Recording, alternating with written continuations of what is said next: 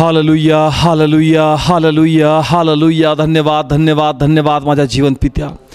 Lord, पुन्हा आत्म्यातून तुझी आराधना करतो, तुला धन्यवाद म्हणतो प्रभू, का तू खूप चांगला परमेश्वर आहे. आणि आज पुन्हा एकदा आम्हा सर्वांना तुझ्या कृपेने तू एकत्र केलं प्रभू, का वचनाद्वारे आम्हाला तुझा गौरव व्हावा प्रभू. आध्यात्मिकरित्या आम्ही वाढावं माझ्या पित्या, आणि प्रत्येक तुला गाजवावं माझ्या परमेश्वरा, तुझ्या मार्गात चालावं प्रभू. जो वधस्तंभ घेऊन चालण्यास तू आम्हाला सांगितलं, तो घेऊन चालण्याची ताकद आम्हाच दे पित्या, आणि आम्हाला तुझा गौरव हो दे प्रभू, आम्हाला तुझा गौरव हो दे. पुन्हा आमचं अंतःकरण आम्ही तयार करतो, का हे माझ्या परमेश्वरा आजच्या वचनाचा आत्मिक अर्थ मला सांग, माझ्याशी बोल माझ्या परमेश्वरा. या वचनाचं प्रकाशनाद्वारे माझ्या जीवनात अजून प्रकाश येऊ दे प्रभू. व या ठिकाणी जे प्रत्येक जण आहेत, व जे ते टी व्हीवर पाहत आहेत, या प्रत्येकांवर तुझी कृपा अनुग्रहता स्वीकारतो. प्रत्येकाचा आत्मा प्रभूच्या नावात आम्ही तयार करतो प्रभू. आजचं वचन त्यांना प्रकाश देणार, आजचं वचन त्यांची आध्यात्मिक वाढ करणार, आजचं वचन त्यांच्यात एक नवीन संजीवन आणणार माझ्या परमेश्वरा, आणि प्रत्येकात तुझा गौरव होणार. प्रभूच्या नावात मागतो, स्वीकारतो. Amen. Praise the Lord, praise the Lord. या ठिकाणी पुन्हा एकदा आपण वधस्तंभावरील जे 7 उद्गार पाहत होतो, तेच वचन या ठिकाणी आपण पुढे चालू ठेवत आहोत. आपण 4 उद्गार या अगोदर पाहिलेले आहेत, आणि आज आपण वधस्तंभावरील 5वा उद्गार घेणार आहोत. आणि म्हणून या ठिकाणी योहान शुभवर्तमान याचा 19वा अध्याय, योहान शुभवर्तमान याचा 19वा अध्याय आणि 28 वचन आपण या ठिकाणी वाचणार आहोत. कारण आपण वधस्तंभावरील 7 उद्गार पाहत होतो, त्यापैकी 4 पूर्ण झालेले आहेत. आज आपण 5वा घेत आहोत. पण वचन सुरू होण्या अगोदर मी पूर्वी सांगतो की एक प्रकारचं प्रगटीकरण आम्हाला माहीत आहे, पण एक नवीन पद्धतीने, एक नवीन आत्मिक अर्थ याचा काय आहे, आणि परमेश्वर यातून आम्हाला काय शिकवणार आणि सांगणार आहे, हे या ठिकाणी आम्ही पाहणार आहोत. Praise the Lord. समजतं या ठिकाणी का हे जे वचन आहे, आपण नेहमी त्याला एकच प्रगटीकरणाप्रमाणे ऐकतो, पण एक नवीन प्रगटीकरण आपण या ठिकाणी ऐकणार आहोत. एक नवीन अर्थ याचा समजणार आहोत, आणि वचन कसं ख्रिस्त या ठिकाणी पूर्ण करत आहे ते देखील आपण या ठिकाणी समजून घेणार आहोत. म्हणून या ठिकाणी आपण वचन काढूया. हा भाऊ वचन वाचेल आपल्यासाठी. योहान शुभवर्तमान 19वा अध्याय आणि 28 वचन.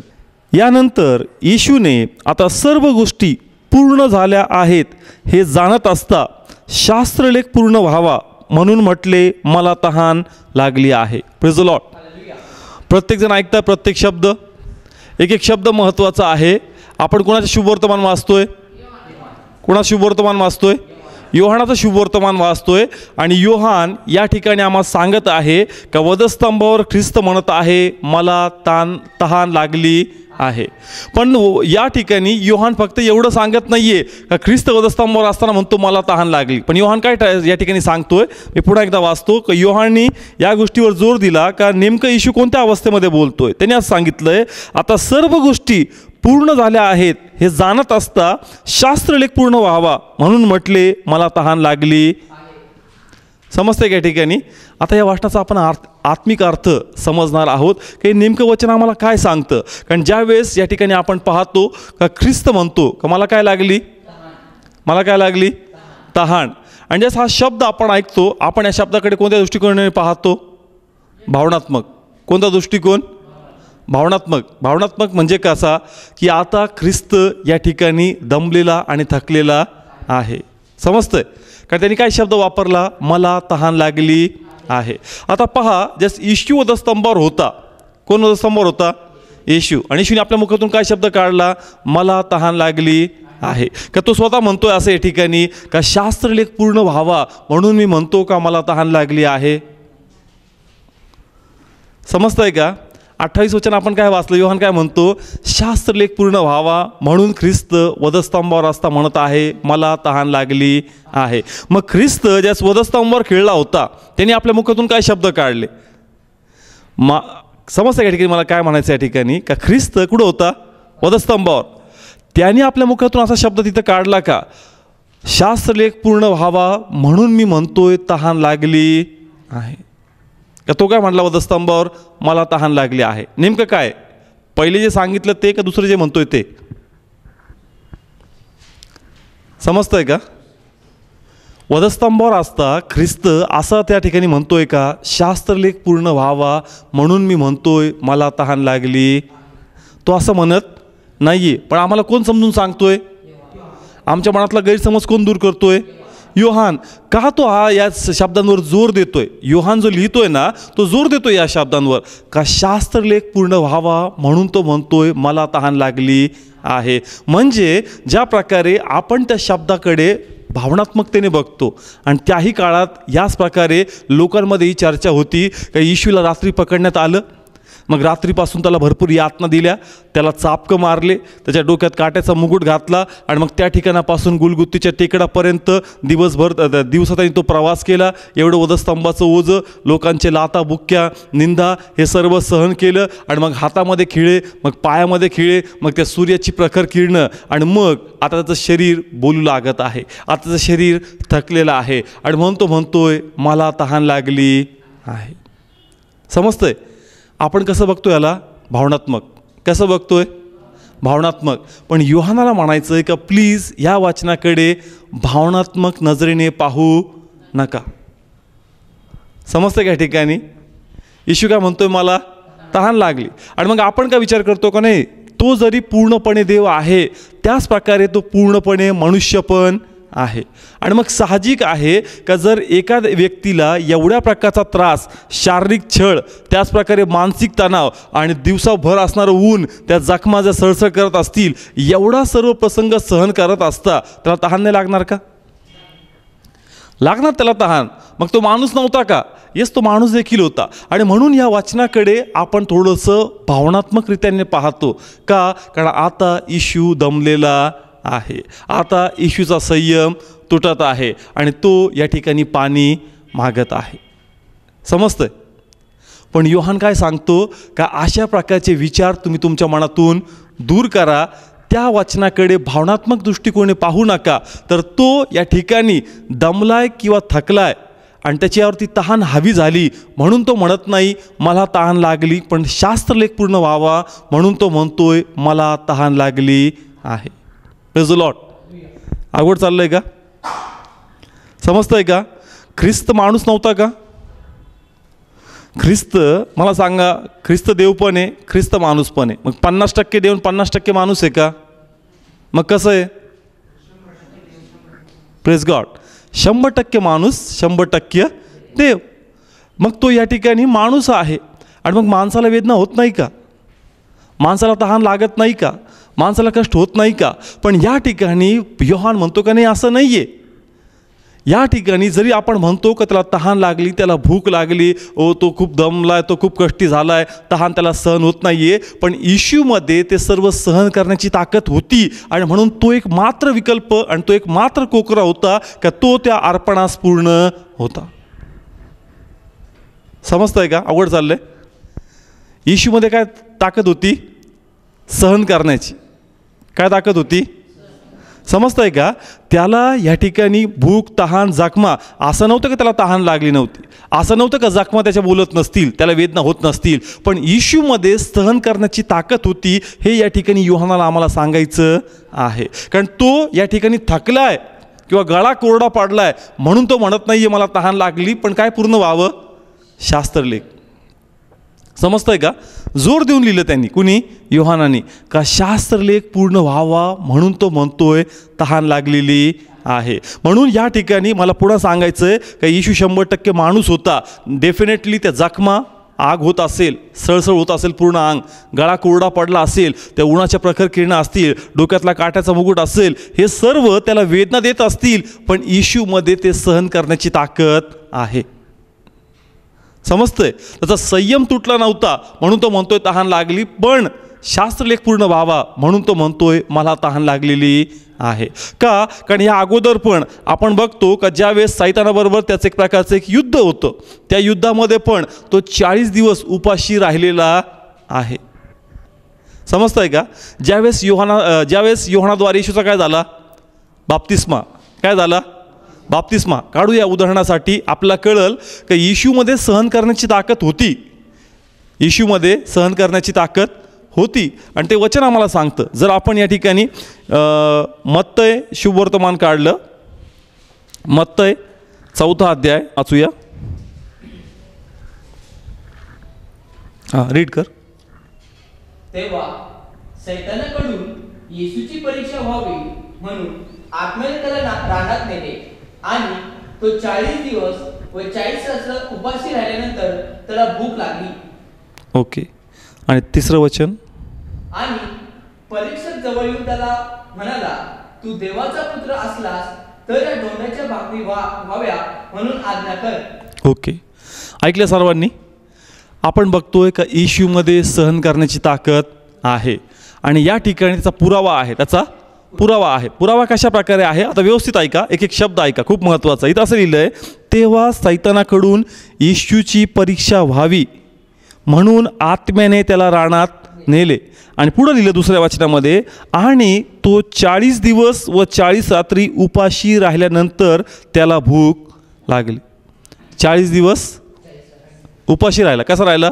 उपाशी. आणि मग पुढं लिहिलं, आणि परीक्षक जवळ येऊन त्याला म्हणाला, तू देवाचा पुत्र असलास तर ह्या दोंड्यांची भाकर व्हावी म्हणून आज्ञा कर.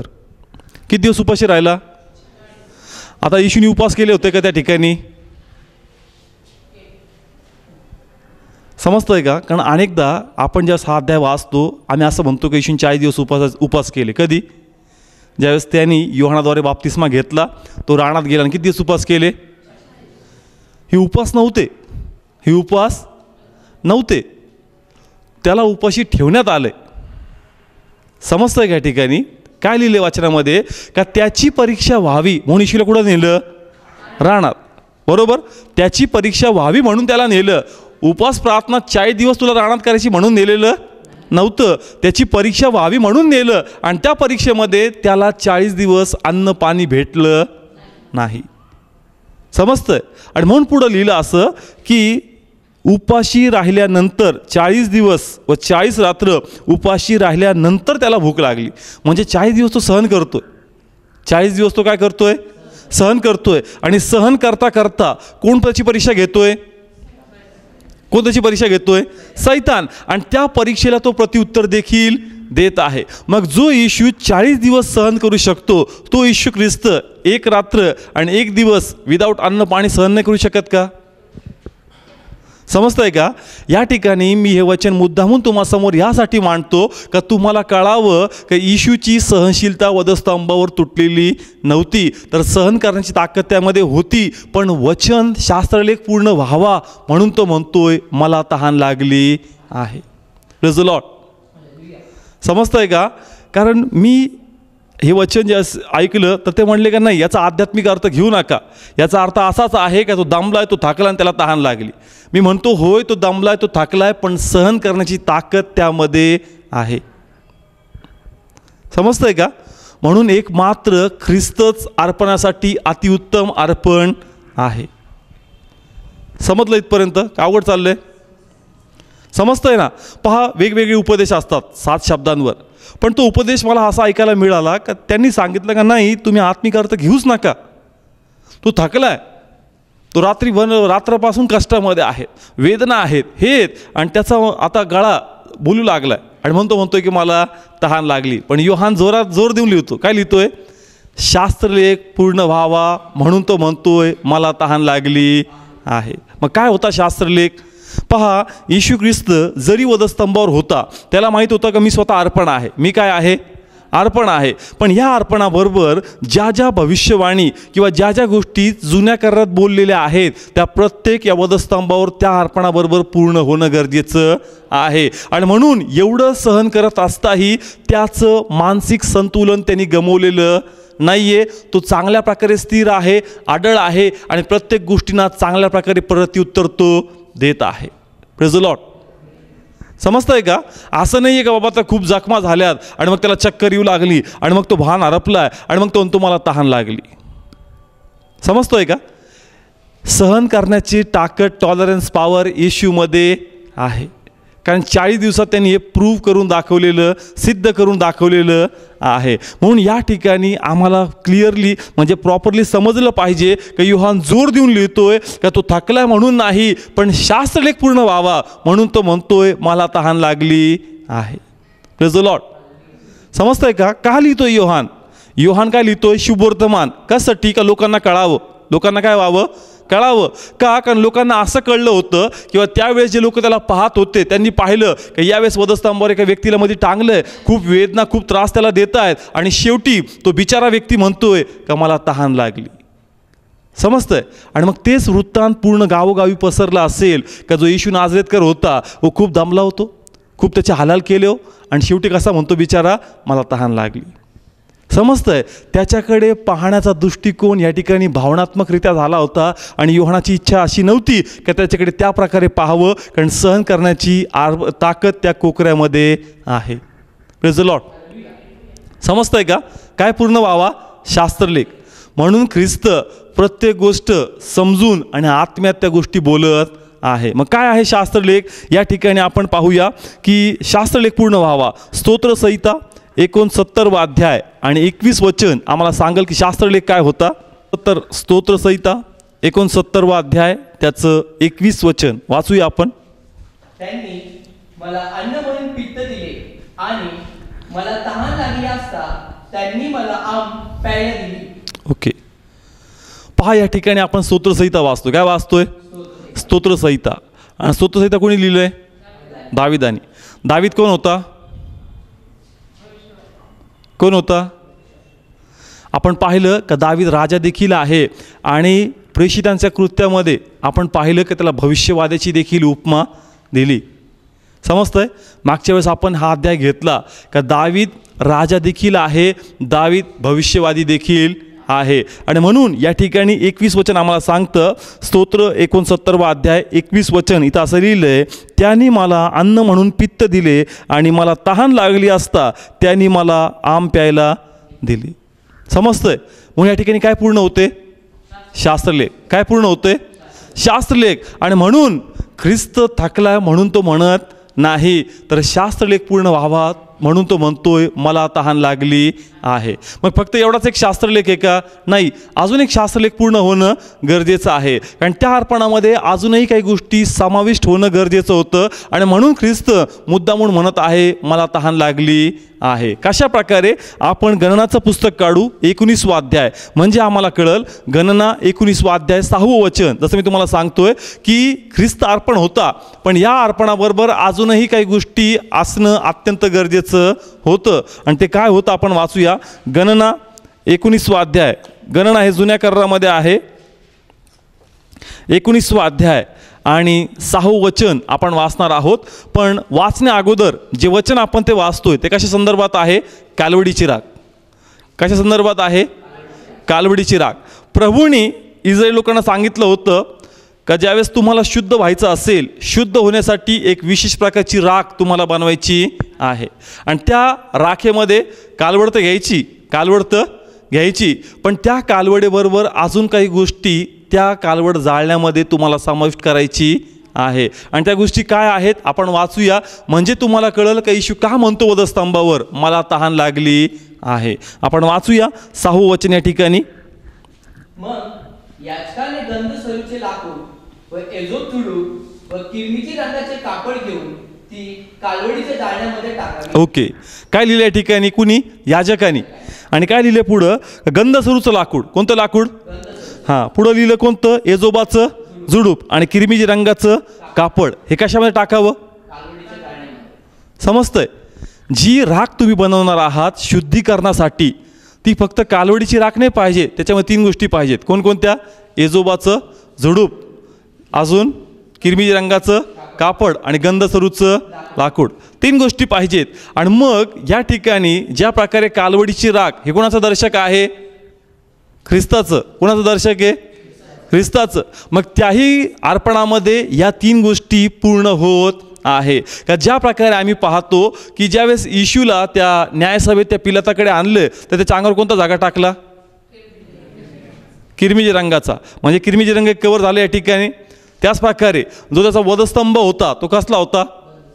गंधसरूचा. कसला होता? गंधसरूचा. मग 2 गोष्टी पूर्ण झालेल्या आहेत का त्या अर्पणात त्या गोष्टी समाविष्ट करण्यात आलेल्या आहेत. पण तिसरी गोष्ट कोणती राहिली? एजोबाचं झुडूप. कोणतं? समजते का ठिकाणी एजोबाचं झुडूप. मग एजोबाचं झुडूप कसं कव्हर झालं यासाठी पुन्हा योहान शुभवर्तमान याचा 19वा अध्याय आणि त्याचं 29 वचन आपण या ठिकाणी वाचू, म्हणजे कळल की या प्रकारे कालवडीची रागची वचनं या ठिकाणी पूर्ण होत आहे. योहान शुभवर्तमान 19वा अध्याय आणि त्याचं या ठिकाणी आता पुन्हा 2 वचनं वाचू आपण. पहिले 28 वाचू आणि मग 29 वाचू. आपल्याला काय पाहिजे? कोणाचं झुडूप? एजोबाचं.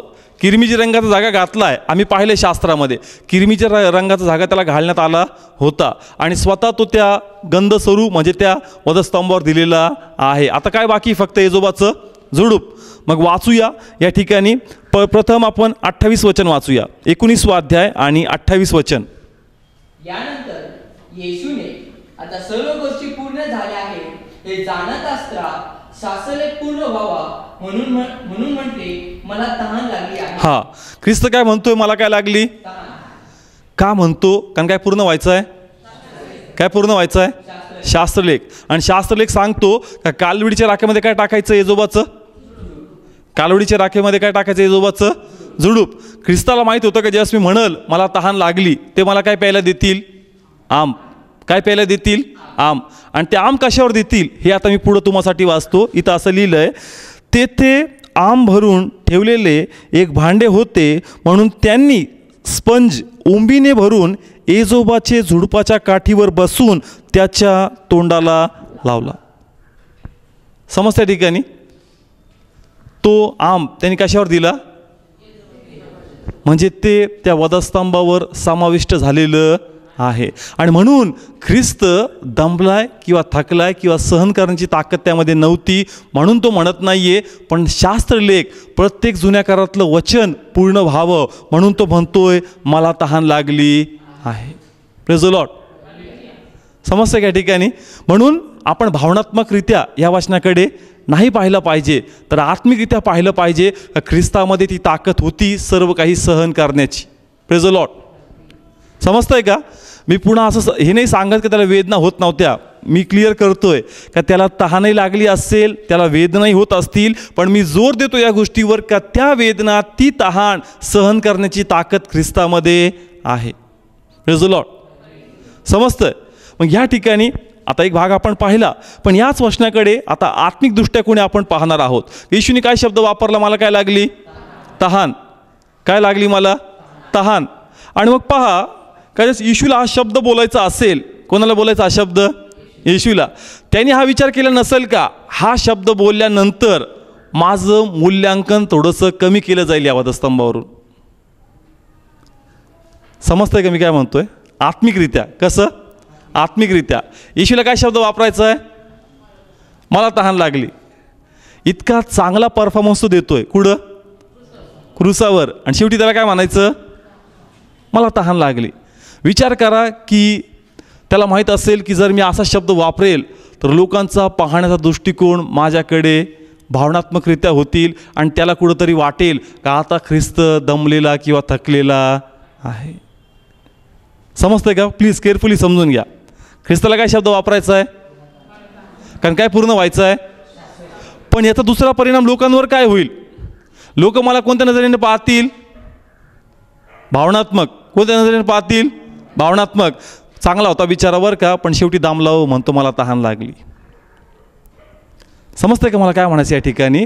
का त्याचं व्हॅल्युएशन कमी होतंय, त्याचं मूल्यांकन या ठिकाणी कमी होत आहे. पण त्याला घेणं देणं नाही का लोक माझ्याबद्दल काय विचार करतील, किंवा मला बिचारा किंवा दमलेला किंवा थकलेला म्हणतील, किंवा येणाऱ्या दिवसात असे गाणे रचतील का तो दमला, तो थकला किंवा त्याला तहान लागली. पण त्याला एकच घेणं आहे का अर्पण आणि अर्पणाबरोबर असणाऱ्या गोष्टी पूर्ण होणं गरजेचं आहे. Praise the Lord.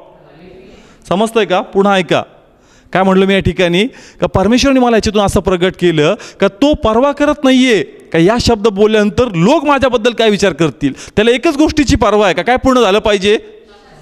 शास्त्रलेख पूर्ण झाला पाहिजे. अर्पणाबरोबर ज्या गोष्टी आहेत त्या पूर्ण होणं गरजेचं आहे. आणि म्हणून या शब्दाद्वारे भावनात्मकरित्या मला थकलेलं किंवा दमलेलं दाखवतील, काही हरकत नाही. येणाऱ्या दिवसात त्यांच्या बुद्धीत प्रकाश पडेल का मी दमलो किंवा थकलो नव्हतो, तर सहन करण्याची ताकद माझ्यामध्ये होती. पण शास्त्रलेख पूर्ण व्हावा म्हणून मी म्हणत आहे मला तहान लागली आहे. Praise the Lord. समजतंय का? या शब्दाद्वारे त्याचं काय कमी झालं? व्हॅल्युएशन. समजतंय का? आता व्हॅल्युएशनला कसं एक्सप्लेन करू? मूल्यांकन. मी समजा 40 दिवस उपवास केले. किती दिवस उपवास केले? 40. याने 38 दिवस केले. 38 दिवस केले. पण हा थोडा म्हणताना कसा होईल? थोडासा कमी फिलिंग होईल. कशी? मी किती दिवस उपवास केले? 40. याने किती केले? पण याचं व्हॅल्यू कसं होऊन जातं? कमी. मग ह्याने नव्हते केले का उपवास? केले होते. पण 2 उपवासामुळं जेवढं मला क्रेडिट भेटल तेवढं याला भेटणार. 40 उपवास केले बरं का, 38च केले यार. समजतंय का? मूल्यांकन थोडंसं कसं होऊन जातं? कमी होऊन जातं. उपवास समजा आम्ही दोघांनी केले विदाऊट न खाता, सपोर्ट घेतो फक्त ज्यूस बीसचा, पाहण्याचा दृष्टिकोन बदलणार का नाही? समजतंय का? पाहण्याचा दृष्टिकोन बदलला जातो. मला या वाचनातून परमेश्वर असं प्रगट करत होता की या शब्दामुळं त्या ठिकाणी एक वेगळ्या प्रकारची चर्चा लोकांमध्ये पसरली का ख्रिस्त खूप दमला थकला, त्याला ते सहन होत नव्हतं. पण ख्रिस्ताला बिलकुल या गोष्टीशी घेणं देणं नव्हतं का लोक माझ्याबद्दल काय विचार करतील. एकच गोष्टीचं की त्याला घेणं देणं आहे का शास्त्रलेख आणि वधस्तंभावरील अर्पण पूर्ण होणं गरजेचं आहे. Praise the Lord. समजतंय का? इतका चांगला परफॉर्मन्स देतोय कुठं? वधस्तंभावर.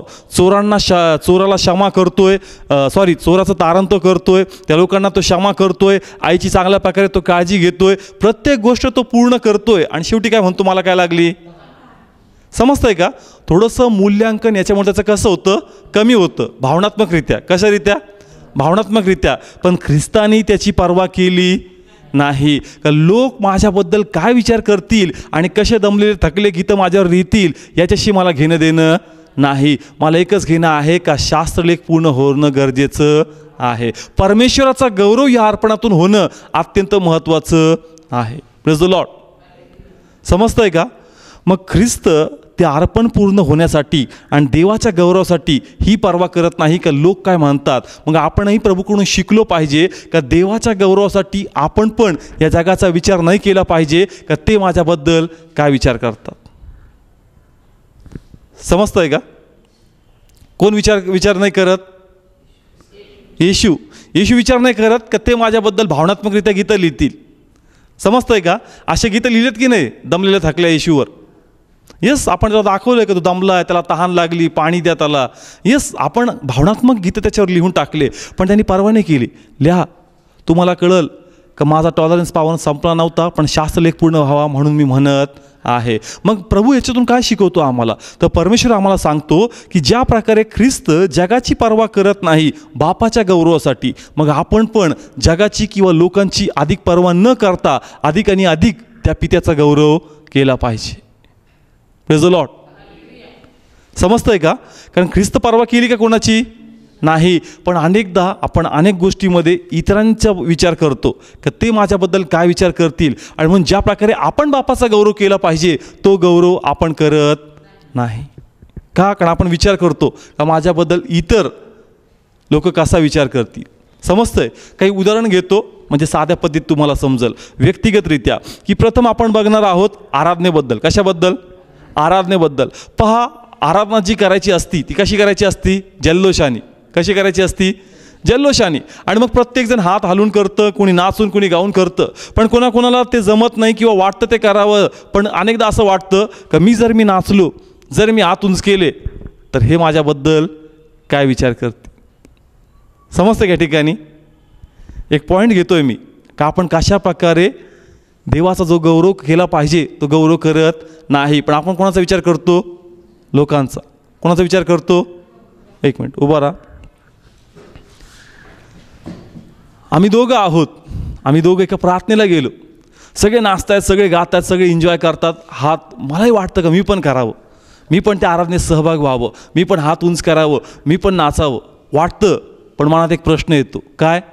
हा माझ्याबद्दल काय विचार करेल. समजतंय का? आणि ह्या विचारामुळं जो गौरव मला त्या बापाचा केला पाहिजे होता तो गौरव मी करत नाही. म्हणून सांगायचं काय का ज्या प्रकारे येशूनी पर्वा केली नाही का जग काय विचार करेल, आज आपणही पर्वा करायची नाही का जर मी नाचलो, जर मी हात उंचावले तर हा काय विचार करेल. समजतं ठिकाणी? ओके, बस. म्हणून असे काही मी पॉईंट्स घेतोय पुढं की आपण जगाची पर्वा केली नाही पाहिजे का लोक माझ्याबद्दल काय विचार करतील. म्हणून आराधनेबद्दल मी हा पॉईंट क्लिअर करतो की आराधना ही जल्लोषनी केली पाहिजे, आराधना ही आत्म्यातून केली पाहिजे. पण आपल्याला पाहायला मिळतं की 2 ग्रुप आहेत. एक ग्रुपला सायलेंट आराधना आवडती आणि एक ग्रुपला जल्लोषमध्ये आवडती. पण एखाद्याला वाटतं की मी पण जल्लोषनी आराधना करावी, पण त्याला हा विचार पडतो की जर मी तशी आराधना केली तर मला म्हणतील तू ग्रुप चेंज केलेला आहे. समजतं आहे का? म्हणून या ठिकाणी जगाची पर्वा करू नका. जे उत्तम तुम्हाला प्रभूला द्यायचं आहे ते तुम्हाला द्यायचं आहे. Praise the Lord. समजतंय? सेकंड पॉईंट याच्यामध्ये घेऊया आपण का कशाबद्दल आपण जगाचा विचार करतो आणि देवाचा गौरव करत नाही. हालेलुया या शब्दाहून. आता हालेलुया शब्द म्हणजे काय? कोणाची स्तुती हो? देवाची. कोणाची स्तुती हो?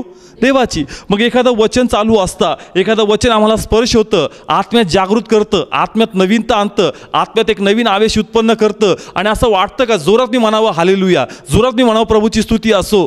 पण कुठंतरी आत्म्यातून वाटतं, पण दुसरी एक भीती वाटते का एवढा जोशमध्ये हात वरती करशील तर लोक असतील म्हणतील जास्त ओव्हर ॲक्टिंग करतोय. समजतं का ठिकाणी? आतून काय होती? प्रेरणा होती. आत्म्यातून वाटतं का देवाचा गौरव कर, देवाचा आत्मा तू संगती बोलतोय. Praise the Lord. समजतंय का? वचन ज्यावेळेस येतं आपल्याला कळतंय का कोणाचा आत्मा संगती बोलतोय. असं वाटतं का मी उभा राहावं, मी टाळ्या वाजवाव्यात, मी देवाचा गौरव करावं, कारण मला माहिती आहे का मला काय भेटलेलं आहे. पण पुन्हा एक आवाज येतो, जास्त ओव्हर ॲक्टिंग करू नको. ते बाजूचे बघ काय विचार करतील, म्हणतील जास्तच तू प्रेज द लॉर्ड हालेलुया करायला लागला. असं दाखवतो का लय वचन तुला कळतं, मग आम्हाला काय कळत नाही का? समजतं या ठिकाणी? ख्रिस्तानी परवाने केली का लोक माझ्याबद्दल काय विचार करतील. आपणही परवाने करायची का लोक मला ओव्हर ॲक्टिंग करणारा म्हणतील किंवा दाखवणारा म्हणतील. मला वचन स्पर्श झालं, मला प्रभूचा गौरव करायचा आहे. Praise the Lord. समजतं का या ठिकाणी? मी आध्यात्मिक पॉईंट्स कव्हर करतोय कारण ते करण्यात आपण देवाचा गौरव करतो. आराधना बी पण कोणाच्या गौरवासाठी आहे? देवाच्या. हालेलुया किंवा प्रभूची स्तुती असो या मान्याने कोणाचा गौरव होतो? देवाचा. मग ह्या गोष्टी करण्यामध्ये आपण जगाची पर्वा केली नाही पाहिजे. आणि आपण जगाची तर सोडा, आपण आत्मिक लोकांचीच पर्वा करतो का ते काय विचार करतील. मग जगाची तर गोष्ट दूरच राहिली. समजतंय का? चर्चमध्ये कोणते लोक बसलेत? प्रभूला ओळखणारेच आहेत ना. जगापासून लाजली वेगळी गोष्ट आहे, पण तुम्ही तर आपल्याच लोकांपासून लाजताय. मग जगाचं काय? समजतंय का? चर्चमध्ये तुमच्या बाजूलाही तो त्याच बापाचं वचन ऐकतोय, पण तरी तुम्ही त्याला घाबरता का नाही, तो काय विचार करेल म्हणून स्वतःला कंट्रोल करून तुम्ही ठेवता. पण या ठिकाणी तुम्ही जे ख्रिस्तानी केलं त्या प्रकारे त्याचं वचन तुम्ही पूर्ण करत नाही. त्यांनी जगाची पर्वा केली नाही का जाऊ दे म्हणते, मला दमलेला, मला थकलेला, कष्टी दमलेला म्हणू दे, मला बोलायचं आहे का मला तहान लागली, कारण शास्त्रलेख मला पूर्ण करायचा आहे. Praise the Lord. समजतंय का? तिसरा पॉईंट मी घेईल कशाबद्दल? सुवार्ता सांगण्याबद्दल. कशाबद्दल? सुवार्ता. सुवार्ता सांगणं पण कोणाचा गौरव करणं आहे? देवाचा. पण अनेकदा आत्म्यातून प्रेरणा होती का जा सांग सुवार्ता, सांग प्रार्थनेबद्दल, सांग येशूबद्दल. पण पुन्हा येऊन कोणतरी सांगतं, नाही ऐकलं तर, आडव्यात बोलला तर, आपलंच काही उकरून उलटं कुटुंबातलं काढलं तर, त्यापेक्षा त्याला सांगायला नको. समजते का ठिकाणी? आत्म्यातून प्रेरणा आहे, पण एक विचार येतो आणि तो विचार आम्हाला मोकळीकता देत नाही, तर आम्हाला दाबून टाकतो. आणि जो गौरव ती सुवार्ता सांगून आपण केला पाहिजे होता त्या व्यक्तीचा विचार करतो का तो मला काय सांगल, आणि तो गौरव आपण करत नाही. समजतं या ठिकाणी? ख्रिस्तानी पर्वा केली नाही, मग आपण का पर्वा करतो?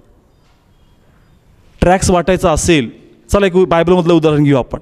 शमरूणी स्त्रीचं. येशूने कोणत्या प्रदेशातून हे केला, प्रवास केला? शमरूणातून. कुठून? लोक त्या गावातून प्रवास करत नव्हते, तरी मुद्दामून कुठून चाललाय?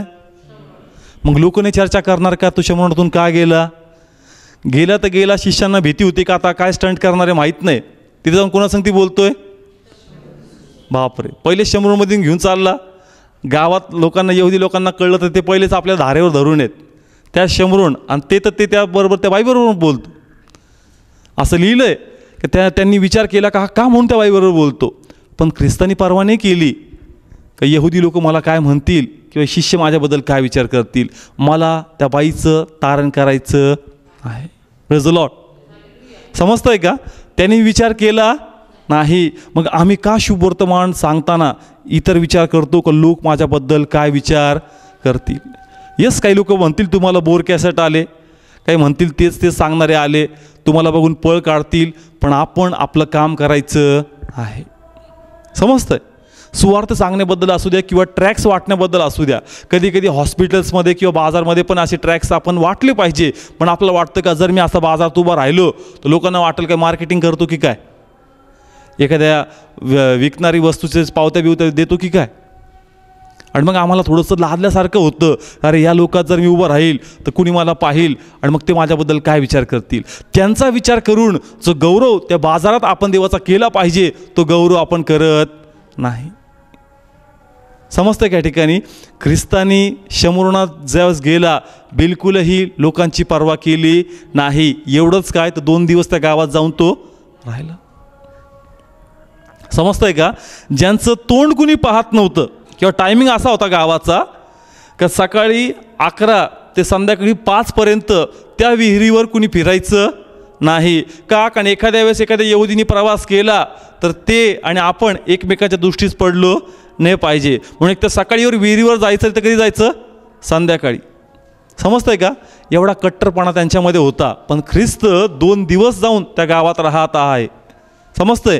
त्यांनी पर्वा केली नाही. म्हणून या ठिकाणी आपण देखील देवाच्या गौरवासाठी जे जे आम्हाला करता येईल ते आपण केलं पाहिजे आणि परवाने केली पाहिजे का लोक माझ्याबद्दल काय विचार करत आहे. मग ते चर्चबद्दल असेल, ते सेवेबद्दल असेल, मग त्या चर्चमध्ये मी तुमच्याकडे कोणतं काम असेल, कोणत्याही प्रकारचं असू द्या, ही पर्वा करू नका का लोक तुमच्याकडे कोणत्या दृष्टिकोने पाहता. नेहमी एकच विचार करा का ख्रिस्त कोणत्या दृष्टिकोने तुमच्याकडे पाहत आहे. Praise the Lord. समजतं या ठिकाणी? ख्रिस्तानी जगाची पर्वा केली नाही. त्यांनी नेहमी एकच पर्वा केली का लोकांमध्ये जाऊन देवाचा गौरव होणं गरजेचं आहे. Praise the Lord. समजतंय का? बायबल सांगतं येशूनी शाब्बात दिवशी चमत्कार केले. कधी? शाब्बात दिवशी चमत्काराची करण्याची परवानगी दिलेली नव्हती. पण तरी पण असं लिहिलं आहे का 18 वर्षाचा विकार एका स्त्रीला होता, पण त्याने तो शाब्बात दिवशी बरा केलेला आहे. आणि ज्यास त्यांनी तो बरा केला, बायबल सांगतं का त्याच ठिकाणी जे त्या सभास्थानामध्ये जे धर्मगुरू होते, काही लीडर्स होते, त्यांनी लगेच त्याचा विरोध केला. त्याचा लगेच विरोध केला. मग ख्रिस्ताला माहीत नव्हतं का आज शाब्बात दिवस आहे, आज चमत्कार नाही करायचा, जरी मी हा चमत्कार केला तर लोक मला अडवतील, हे लोक मला नावं ठेवतील, हे लोक मला बाहेर काढतील. माहीत होतं. पण मला जगाची पर्वा नाही, मला फक्त त्या बापाचा गौरव करायचा आहे. Praise the Lord. समजतं या ठिकाणी का अशा अनेक गोष्टी आहेत का ज्यामध्ये आपण जगाचा विचार करतो का जग माझ्याबद्दल काय विचार करेल, पण आपण जगाचा विचार न करता देवाचा गौरव कसा अधिक होईल हे करणं अत्यंत गरजेचं आहे.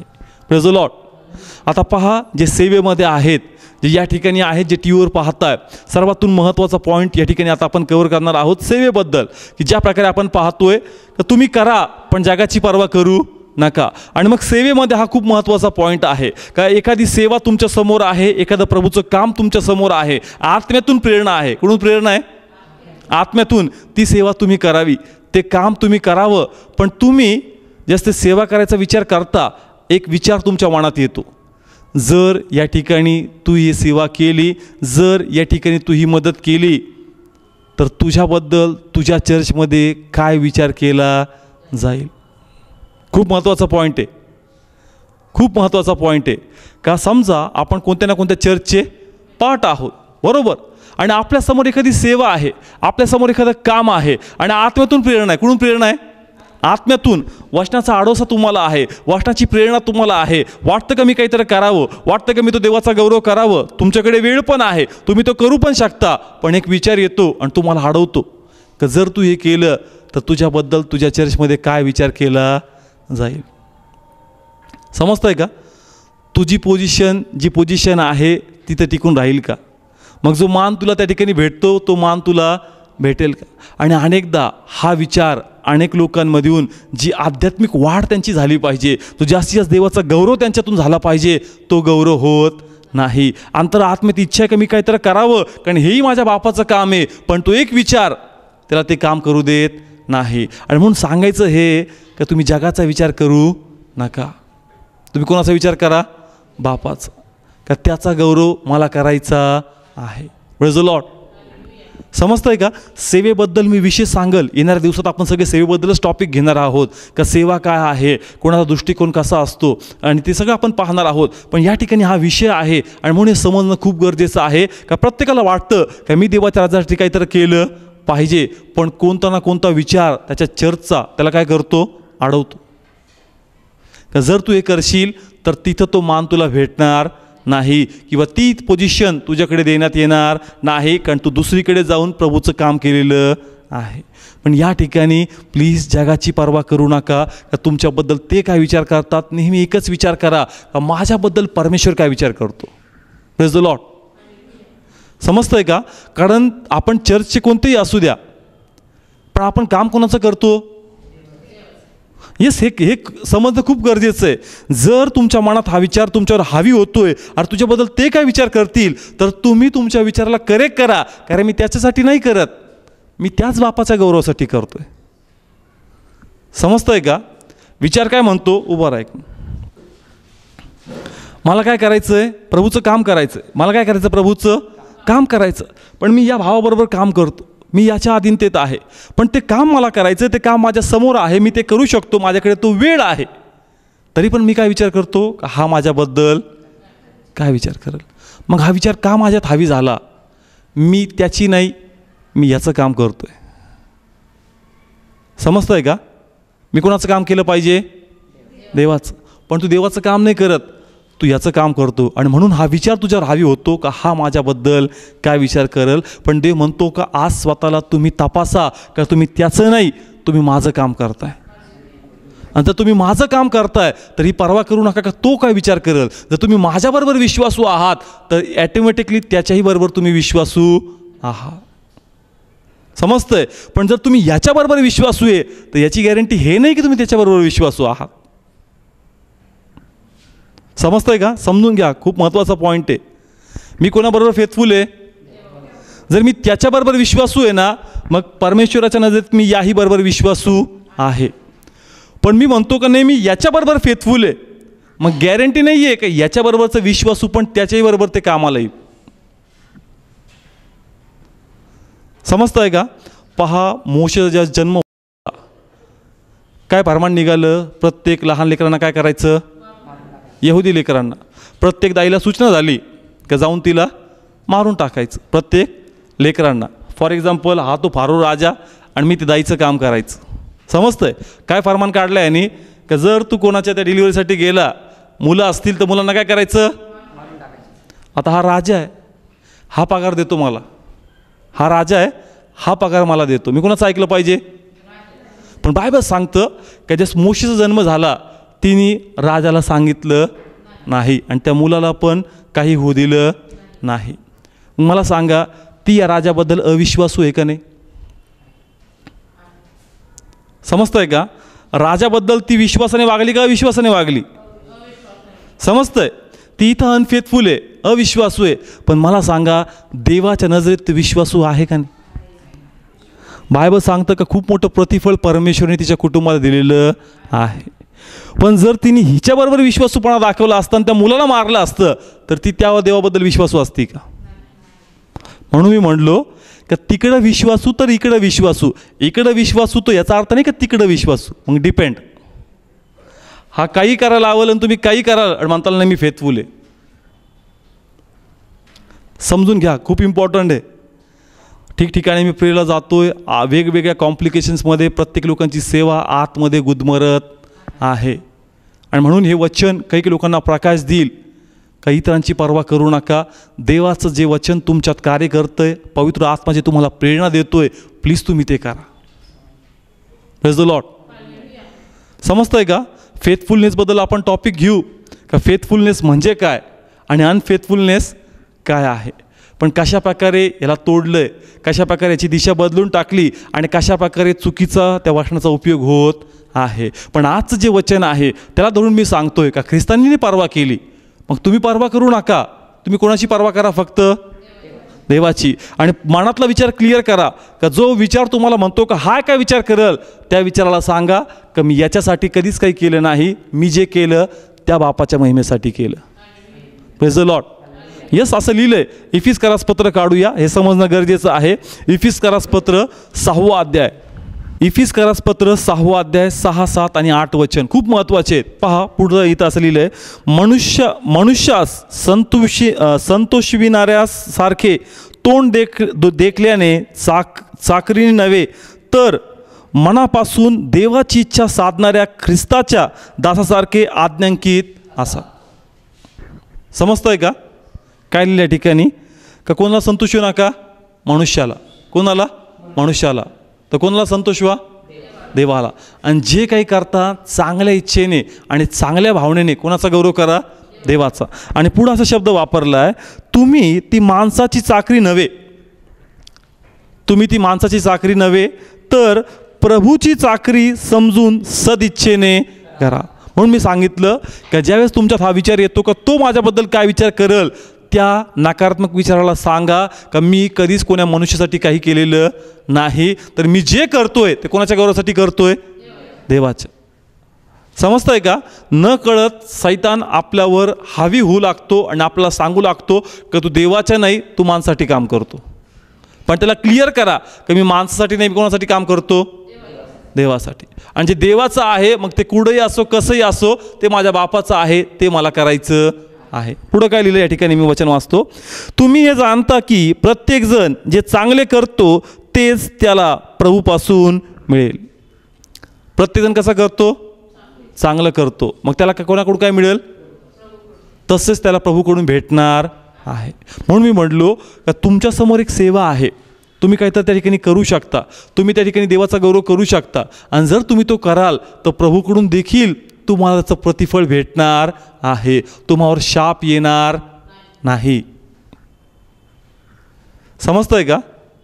जर मी तिथं प्रभूचंच काम करतोय तर मी देवाच्या राज्याच्या विरुद्ध काम केलं का देवाच्या राज्याचं काम केलं? मग मी आशीर्वादास पात्र आहे का शापास पात्र आहे? समजतंय का? म्हणून हा गैरसमज दूर करा का मी जर दुसरीकडे प्रभूचं काही काम केलं माझ्या अतिरिक्त वेळामध्ये तर माझ्यावर काय येतील? गैरसमज आहे. काय लिहिलं वचन? की तू जर त्याचं काम करतोय, देवाच्या महिमेसाठी करतो, तर तेच प्रतिफळ परमेश्वर तुला देणार. Praise the Lord.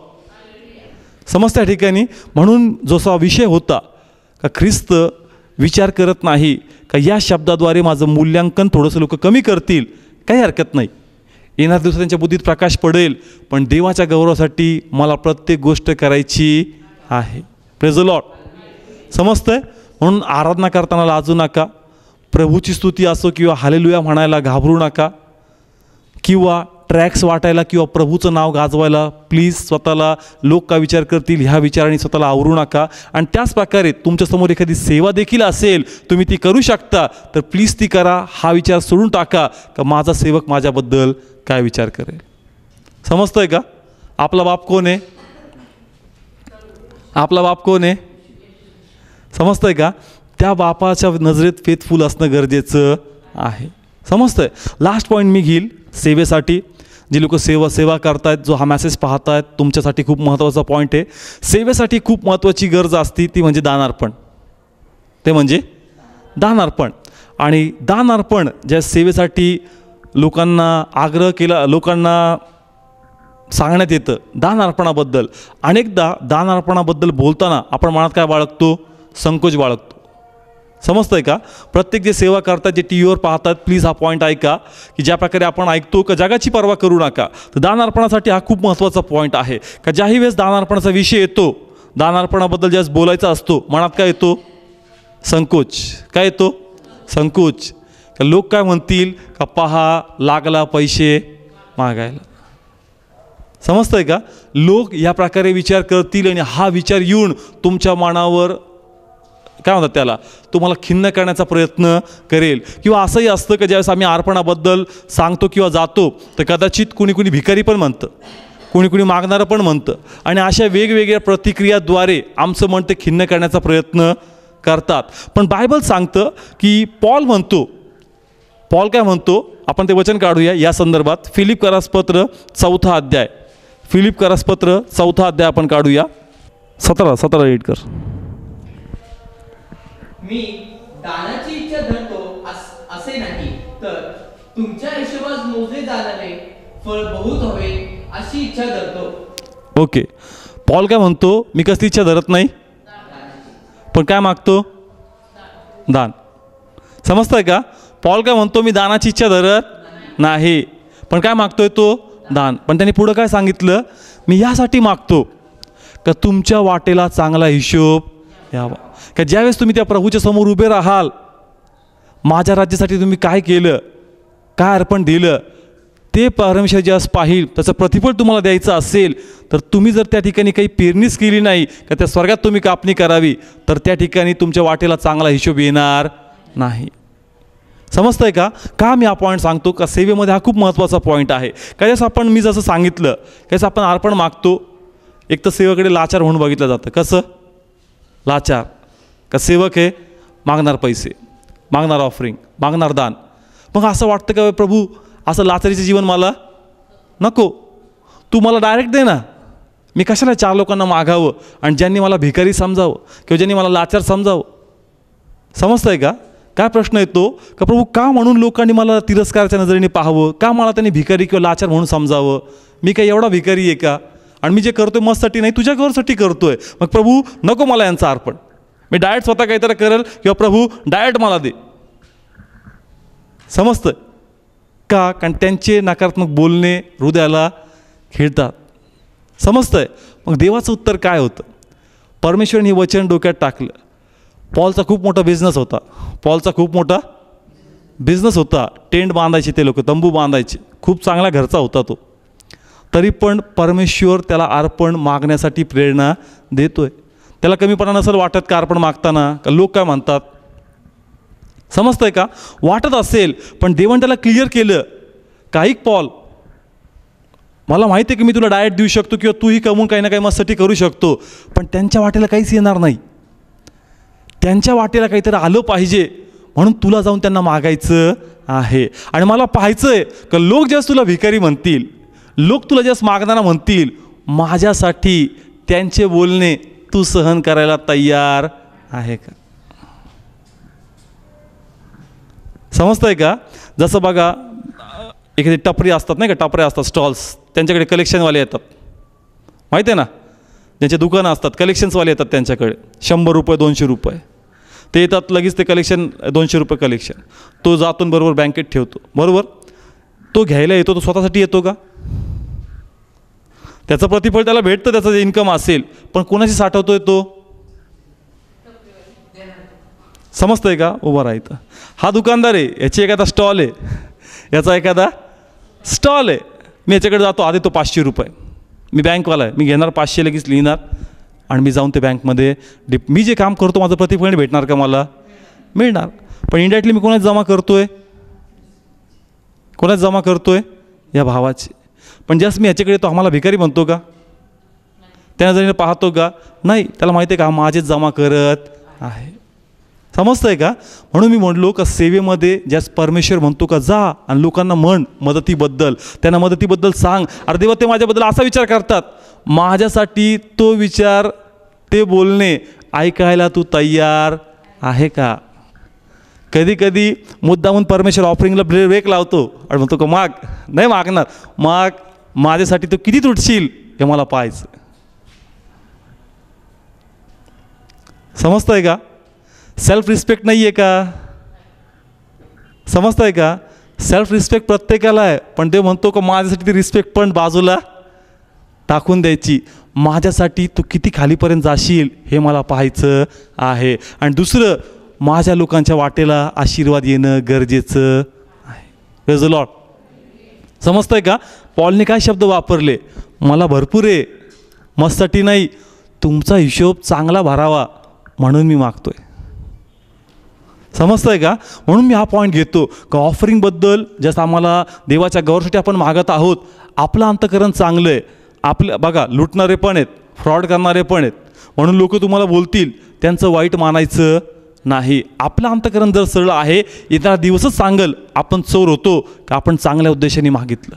आणि जसे स्वर्गात उभे राहतील आणि मोठं प्रतिफळ त्यांना भेटल. प्रभू म्हणाल 2 मिनिट थांब, बघ हा तो व्यक्ती होता जो गोळा करून जायचा ना, त्याच्यामुळं तुला एवढं मोठं प्रतिफळ भेटत आहे. कारण हा स्वतःसाठी नाही, तुझ्या वाटेला हिशोब यावा म्हणून गोळा करत आहे. समजतंय का?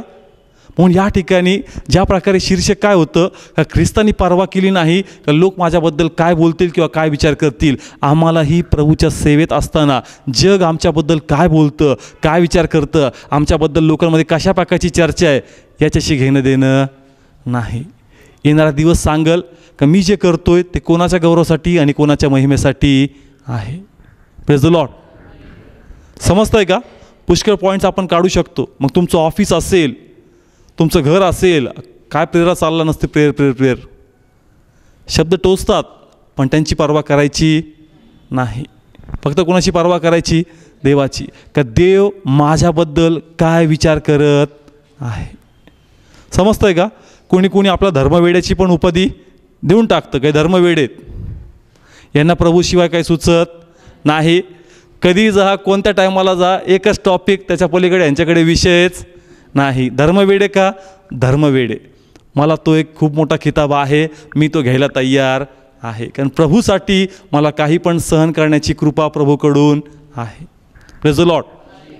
समजत्या ठिकाणी ख्रिस्तानी बिलकुल पर्वा नाही केली का लोक माझ्याबद्दल काय विचार करतील. तो शाब्बात दिवशी चमत्कार करतो, तो शंभरुण्या लोकांमध्ये जातो, तो पापी स्त्रींबरोबर बोलतो, हात मिळवतो.